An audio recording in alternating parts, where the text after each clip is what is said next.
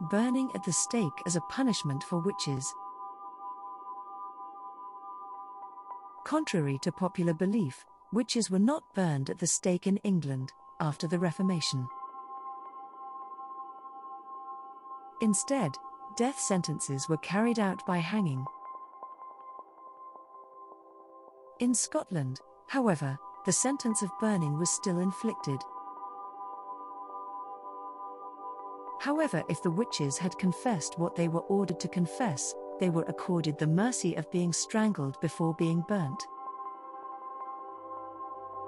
If they refused to confess, they were burnt alive.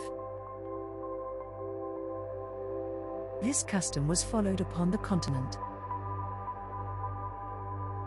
As well as this accounts for many of the fantastic confessions were recorded as having been made by witches. Knowing that they had no hope of escape, they confessed whatever was required. Much of their alleged crimes were an affront to anyone's intelligence in order to obtain a more merciful death. The record of witch burning in Europe as a whole is a sickening one. How many people actually perished in the years of witch hunting can only be guessed at. It is a story which shames Protestant and Catholic alike. Although the persecution of witches started under the Catholic Church, the Protestants carried it on with equal inhumanity. The American authority, George Lincoln Burr, from his studies of the history of witchcraft, has given his opinion that a minimum of 10,000 men, women and children were burned for witchcraft in Germany alone. It is true that Germany was a country in which the mania for persecution raged with particular fierceness. Witch hunting established itself as a profitable business. The reason for this was not all witches were poor people by any means. The property and estate of a convicted witch were confiscated, sometimes by the church authorities, sometimes by the state, or even by the local feudal overlord, depending upon individual circumstances. All the costs of the trial and execution were charged against the witch's estate. Grisly documents setting out the actual tariffs for burning witches in Scotland and elsewhere still exist. The last witch burning in the United Kingdom took place in Scotland on June 1722, when an old woman called Janet Horne was burned at dawn upon a charge of having lamed her daughter by witchcraft. At least, this is the last Scottish witch burning of which we have a definite historical record. There are rumours of later executions in Scotland. However, by this time in history not the quality of mercy but 18th century skepticism and rationalism were putting the curb on the witch hunters. In 1736 witchcraft ceased to be a capital charge, in Scotland as well as England.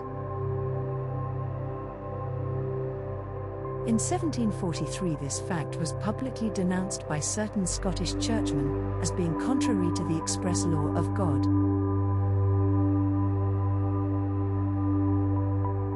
Treated as heretics, and could be burned under the statute De Heretico Comberendo, passed in 1401. But before this date, witch burnings were already being carried out in the British Isles, as in the case of Petronilla de Meath of Dame Alice Keitler's Coven in Ireland in 1323. Looking back at the horrifying records of the burning of witches, one is compelled to wonder how the human mind could consent to such cruelty. The answer seems to be that fear played a large part in it, the terror of black magic. The Christian Church did not invent the punishment of death by burning. There is the case of Theres, a Greek woman of Lemnos, mentioned by Demosthenes, who was publicly tried in Athens and burned for sorcery. It is certain that people came to believe that a witch's influence could only really be destroyed by her body being burnt. In our own times, the remains of Rasputin, the occultist who was regarded as the evil genius of the Tsarist court of Russia, were torn from their tomb and burned by the revolutionaries, an act that may have been something more than an expression of hatred alone. Furthermore, on several occasions in the last 20 years, disturbing stories have leaked out of Mexico, of women being killed and their bodies burned, because they were believed to be witches. The body of the revolutionary, Che Guevara, was burned and the ashes were scattered, by order of the authorities.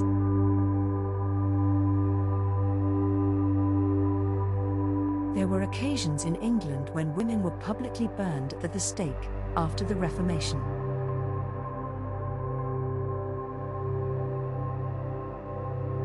By burning at the stake. Also, for a woman to kill her husband, by witchcraft or any other means, was regarded as petty treason, and this too was punishable by burning at the stake.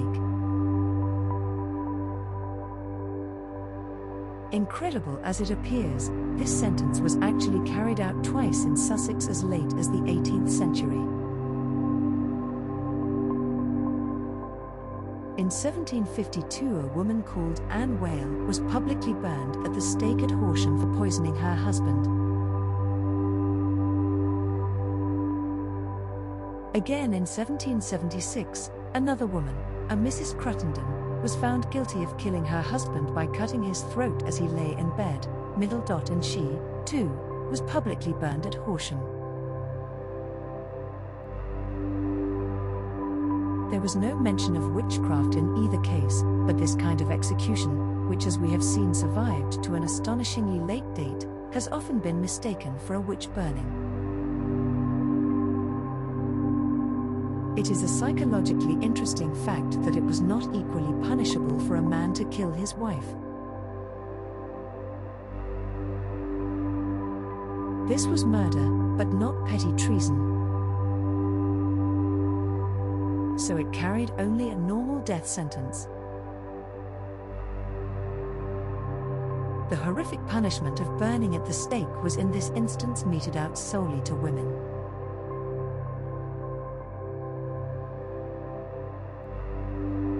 An unconscious way related to the old practice of burning